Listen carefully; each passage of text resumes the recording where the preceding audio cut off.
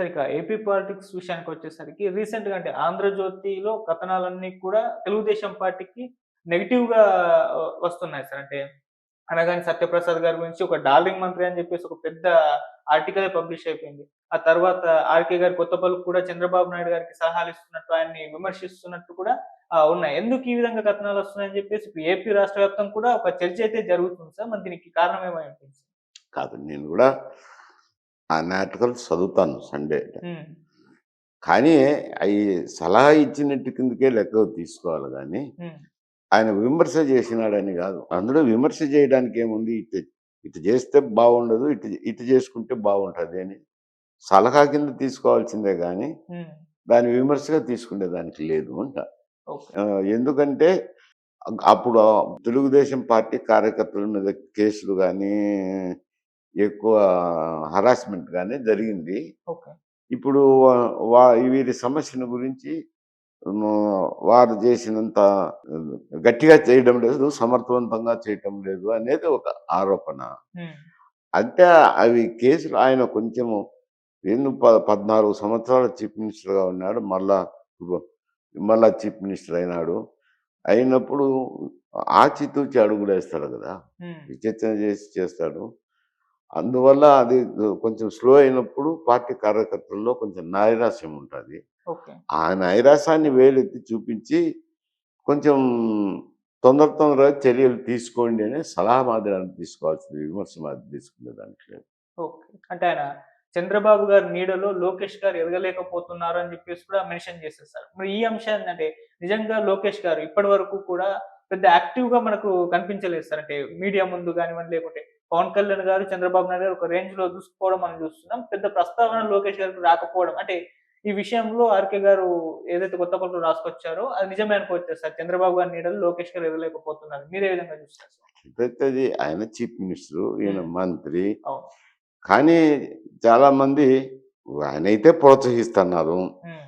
మంత్రులు ఆయన పోయి ఆయనతో డిస్కస్ చేయడం జరుగుతుంది. సెక్రటరీలు పోయి చేయడం జరుగుతుంది. హ్మ్. ఇవన్నీ జరుగుతానేటప్పుడు అంతకంటే ఒక మంత్రి దగ్గరికి ఇతర శాఖల ఉన్నతాధికారులు పోవడం అంటే చిన్న విషయం కాదు గదా! హ్మ్. అయితే ఆయన లో ప్రొఫైల్‌లో చేసుకుంటుండొచ్చు. ఎందుకంటే బహిరంగంగా వస్తే కొన్ని విమర్శలొస్తాయి. ఓకే. అందుకని ఒక లో ప్రొఫైల్‌లో చేసుకుంటుంటాడు. అంతకు మించి నేను అందులో చూడాల్సిందేమి లేదు. నీడలో ఎదగలేకుండా ఉన్నాడనేది నేను అనుకోవటంలే. ఓకే. అన్ని కార్యక్రమాలు ఆయన సర్దుబాటు చేసుకున్నట్టున్నాడు. పార్టీ వ్యవహారాలు మొదలెడ్డము ఇవన్నీ చేస్తున్నాడు. హ్మ్. అంటే పత్రికలకెక్కడము ఇటువంటివన్నీ చేయటంలే లో ప్రొఫైల్‌లో చేసుకుంటున్నాడు. ఓకే. అంటే సార్ 2029 ఎలక్షన్స్ గురించి కూడా మాట్లాడారు. అప్పటి వరకు పవన్ కళ్యాణ్ చాలా స్ట్రాంగ్‌గా ఉంటారు. జగన్మోహన్ రెడ్డి ఏ విధంగానన్నా ఎలాగో ఉంటాడు. కాకపోతే టీడీపీ వైపు నుంచి చంద్రబాబు నాయుడు గారు ఏజ్ రీత్యా ఆయన కాస్త ఇదయ్యే అవకాశం ఉంది. సి ఇక్కడ లోకేష్ గారికి మాత్రం అంత స్ట్రాంగ్‌గా అవ్వలేకపోతున్నారు అని కూడా ఇప్పుడు మెన్షన్ చేశారు. అది సరే ఈయనకు ఏజ్ అనేది ఒకటి ఉందనుకోండి. హ్మ్. ఆయన ముఖ్యమంత్రిగా ఉన్నప్పుడు ఈయన నడిపే కార్యక్రమాలు ఒక రకంగా ఉన్నాయి. ఓకే.